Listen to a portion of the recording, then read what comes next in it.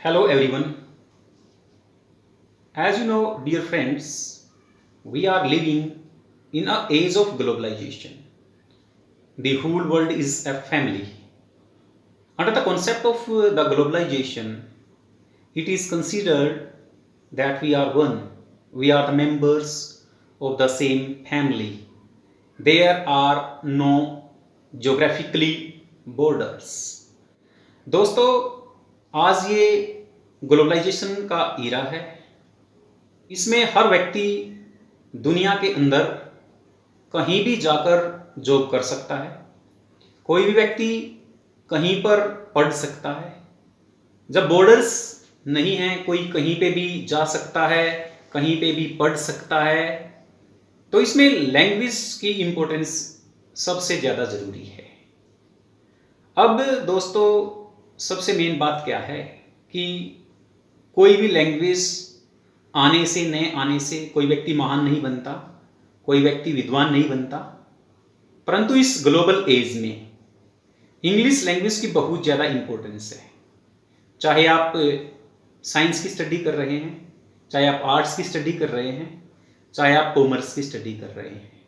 If you want to become global icon, it is very important for you to have knowledge of this language.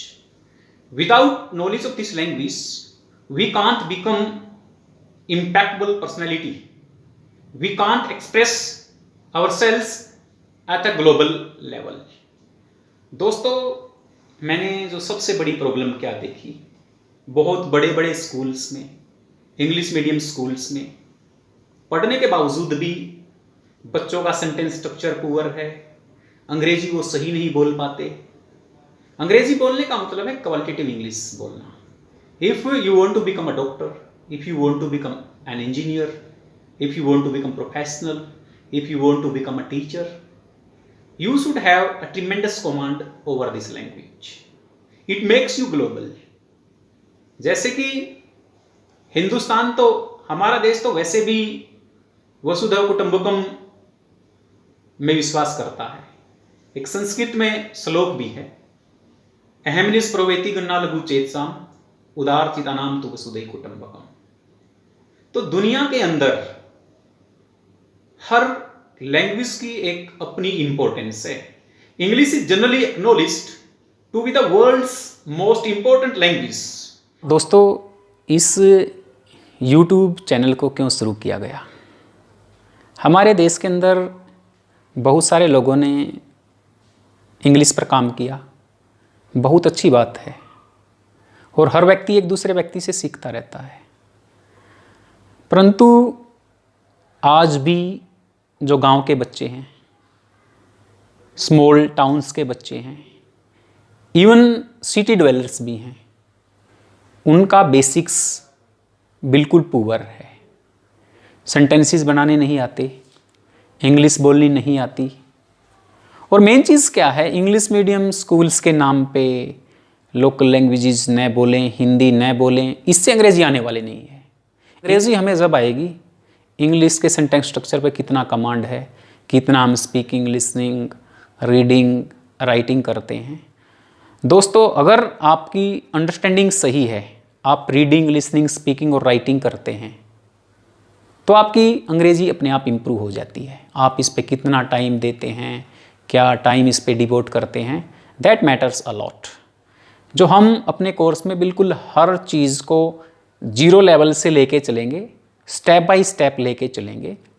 अंग्रेजी सिखाते समय experts ने English सिखाने के methods पर, approaches पर बहुत सारा काम किया है, परंतु कोई भी अप्रोच, कोई भी मेथड, कोई भी टेक्निक, कोई भी स्टाइल, कोई भी स्ट्रेटजी अंग्रेजी सिखाने में पूरी तरह से कामयाब नहीं है।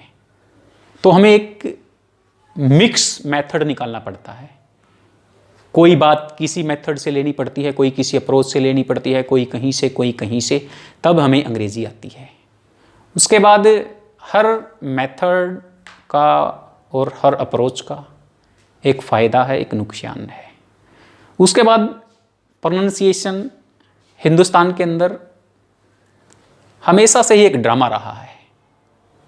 ये एक साइकोलॉजिकल और बायोलॉजिकल एस्पेक्ट होता है। जब भी आप किसी लैंग्वेज को बोलते हैं उसका उच्चारण आपके रहन सहन, आपके वातावरण के अनुसार होता है।